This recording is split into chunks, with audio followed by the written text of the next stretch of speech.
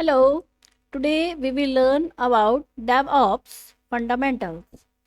So here in this video, we will know about the basic principles, key objectives, tools that are used in DevOps and much more. So first of all, I would like to tell you the introduction of DevOps. This is basically a set of practice. Like here, DevOps is a collection of or a set of different practice, and the aim of using these practice is to automate and streamline the collaboration between whom? Between development team and operations team. This is the reason, no? This is DevOps. Like Dev means development team, Ops mean operations teams. So in order to streamline the collaboration and communication between those teams, we need a set of practices. And this set of practices, the purpose or the aim of this set of practices is to basically improving the efficiency and quality of the software delivery. So this is the aim, this is the motive, this is the reason that why we want to streamline the collaboration and communication between the two teams, development team and the operations teams. That we want to improve the efficiency, we want to improve the quality of the software delivery. So for that purpose, we adopt a set of practices, and this set of practices is known as DevOps. Now, what is DevOps? What are its basics? So we can say that DevOps is basically a cultural and technical movement that emphasizes collaboration and communication between software developers and IT professionals, while automating the process of software delivery and infrastructure changes. So the key objective behind this: faster development, reliable delivery, improved collaboration, continuous feedback. So software engineering is now moving towards more better quality assurance practices with the help of DevOps, cultural and technical movement. So we can say this is basically the team's collaboration. Now the key principle here in DevOps are basically collaboration. Now what does it mean? It's mean that is basically break down the gap or the conflict between the development and operations teams, and encourage the communication and shared responsibility.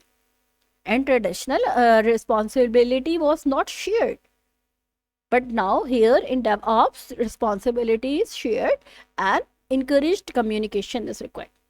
Now another key principle is automation.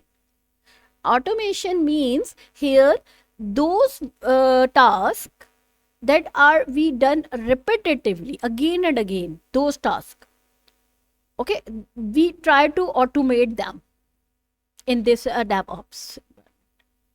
And the result of this automation is that the errors reduction and increase efficiency. Similarly, embarks continuous integration and continuous deployment. This is the most important. Continuous integration and continuous deployment, and we will see in detail as well. Then pipeline. Continuous integration, basically frequent and automated integration of code changes into a shared repository.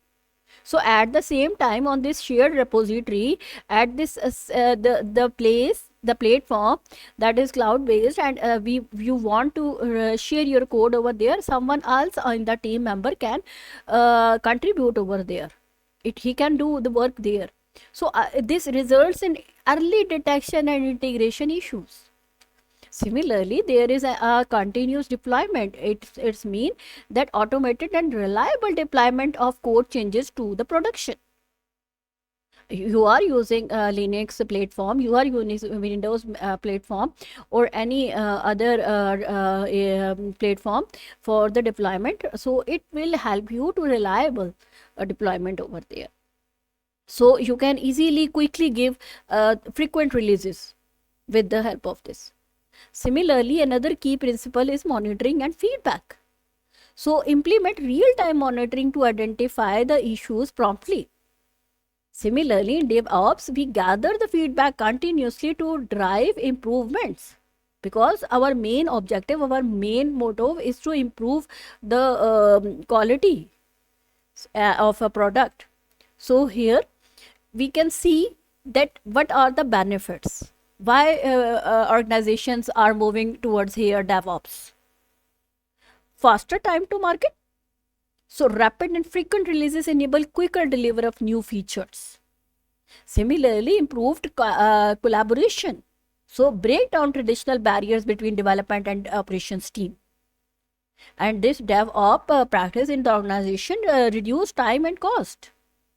Automation reduces manual efforts as well, and obviously if manual efforts are less, then speed up the process and leading to the cost saving.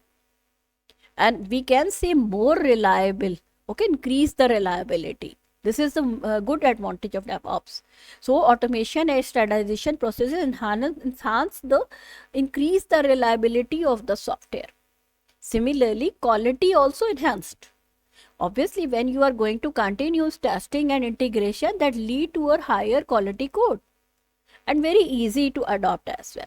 So this is the life cycle of DevOps, that from the if you know about the waterfall model in traditional software process model. So in those software models, we have the analysis, and then design, and then implementation, more about coding, and then testing, and then deployment or maintenance. Okay, so in this all waterfall model of the software development life cycle, we cannot move from one stage to another. Okay, waterfall model. So this was a traditionally most used, but now organization DevOps practice use. So what they do, they develop testing, integration, deployment, monitoring, feedback, and development again, and they can share and communicate with each other easily. So in this way, the collaboration improved, and continuous integration, continuous deployment. So continuous, it is going to be continuous, so no barrier is coming. So here there is some detail about it, like in the development, developers write code and commit changes to version control. Their tools are available for this version controlling. Similarly, automated testing ensures code quality and identifies issues early. Integration, continuous integration, merge code changes into a shared repository, just like GitHub and so on. And deployment, continuous deployment, automates the release of code to production. And we have Docker, and a very good tools are there. And monitoring, real-time monitoring detects and address issues in production. Feedback, continuous feedback loop for continuous improvement. So this is the detail about the tools of the DevOps trade. So version control, for version control, Git and SVN. For build tools, Jenkins, Travis CI, and Circle CI. Containerization, Docker. Docker provide very good containerization. You can create containers from the images, and you can make the volumes, you can mount them. Kubernetes. Similarly, configuration management can be done with the Chef, Puppet, and Ansible. For orchestration, Docker Compose, Kubernetes. Continuous integration, continuous deployment, Jenkins, GitLab, CI, GitHub Actions. So they help you in continuous integration, continuous deployment. Similarly, for monitoring, we have Grafana, ELK Stack, Prometheus. So these are all the tools that help to minimize the gap between development team and operations team. So the improved work product, software product is in front of you. But remember this thing, whenever an organization try to move towards here, he has to, the organization has to face some challenges and so how these challenges can be faced, what are the best practices. So one challenge is to the resistance to change, security concerns, cultural differences. So the best practice is that start small and iterate. Remember, these thing changes are small, and then it will not make more resistance. Foster a cultural collaboration. Implement security measures from the beginning. Similarly, we can conclude that DevOps is a cultural, a set of practices, and a set of tools. Okay, so these three things: culture, practices, set of rules. And these practices, software engineering, mostly related set of practices and set of tools. The and what is the aim of it? Improving collaboration and efficiency. Between whom?